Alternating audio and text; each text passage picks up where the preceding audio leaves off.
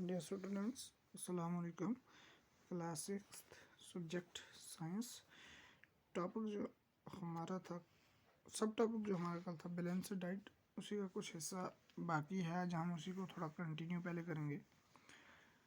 We all know that cooking improves the taste of food and makes it easier to digest. At the same time, cooking also results in the loss of certain nutrients. Many useful proteins and considerable amounts of minerals are lost in excess if excess water is used during cooking and is then thrown away. We all know that cooking improves the taste of food and makes it easier to digest. हम तमाम जानते हैं कि यानी पकाया हुआ जो Gaza होती है उसका जायका जो होता है वो बढ़ जाता है और ये आसानी से हाज़म होने में क्या करता है, मदद देता है। At the same time cooking also results in the loss of certain nutrients. बहुत सारे वक्त में क्या होता है, पकाने की वजह नतीजा ये होता है कि बहुत सारे जो न्यूट्रिएंट्स होते हैं वो ख़त्म हो जाते हैं उसमें। Many useful proteins and considerable amounts of minerals are lost if excess water is used during cooking and then thrown away.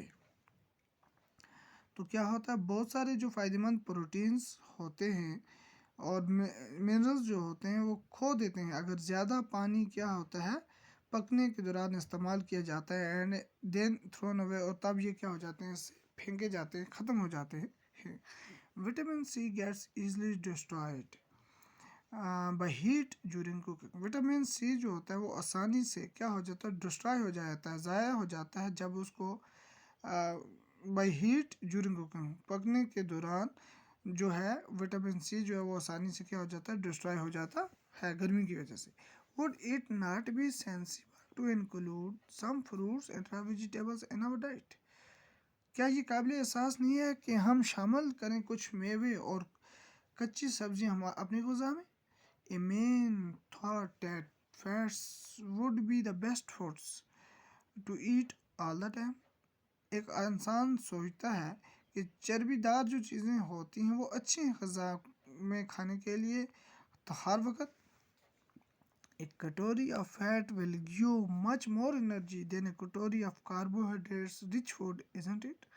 कहता है एक कटोरी जो चर्बी की और फैट की होगी वो ज़्यादा क्या है, ताकत देती है बनिस्बत किसके, एक कार्बोहाइड्रेट की जो कटोरी होगी अच्छी ग़िज़ा की। क्या ऐसा होता है?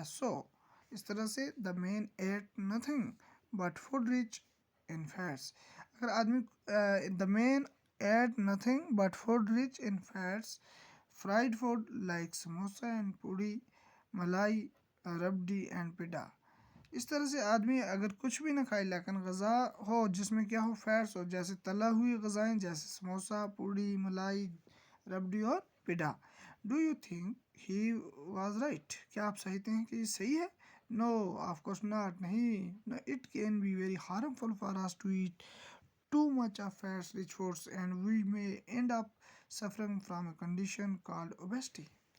कहता है नहीं, ये नुकसानदाह है हमारी खाने के लिए ग़िज़ा अगर जिस ग़िज़ा में ज़्यादा क्या हो, फैट्स हों, और ये क्या कर सकता है, हमें मुब्तला कर सकता है किस में, मोटापे में।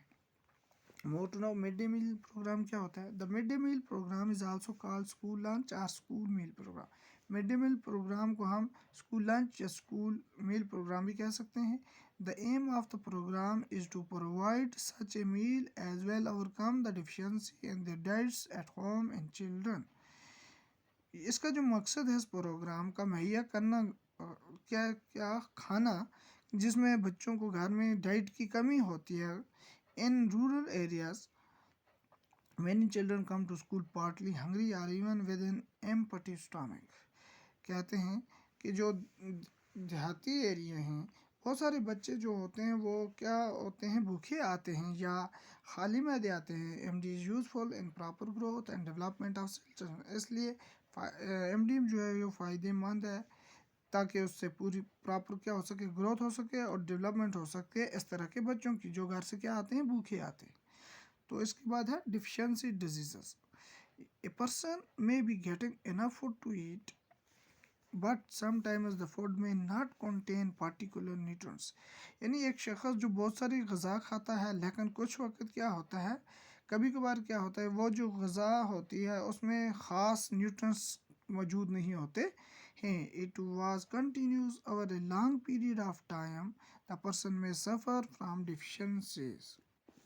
It's deficiencies. अगर ये लगातार एक लंबी मुद्दत तक ये जो शख्स है, इसको न्यूट्रंस वाली गज़ा नहीं मिलेगी, तो इसमें कुछ क्या हो जाएंगी, कमियां हो जाएंगी। Deficiency of one or more nutrients can cause diseases और डिसऑर्डर्स इन आवर बॉडी। यानी इन क्या होता है कि अगर एक न्यूट्रंस या उससे ज़्यादा न्यूट्रंस की कमी हो जाती है, तो उसकी वजह से क्या बनती हैं, बीमारियां बनती हैं हमारे जिस्म के अंदर। Diseases that occur due to lack of nutrients over a long period are called deficiency diseases। बीमारियां जो पेश होती हैं न्यूट्रिएंट्स की कमी की वजह से एक लंबी मुद्दत तक, तो उन्हें हम क्या कहते हैं, डिफिशियंसी डिजीजेस कहते हैं। If a person does not get enough proteins in his her food for a long time, he she is likely to have stunted growth, swelling of face, discolorations of hair, skin diseases and diarrhea।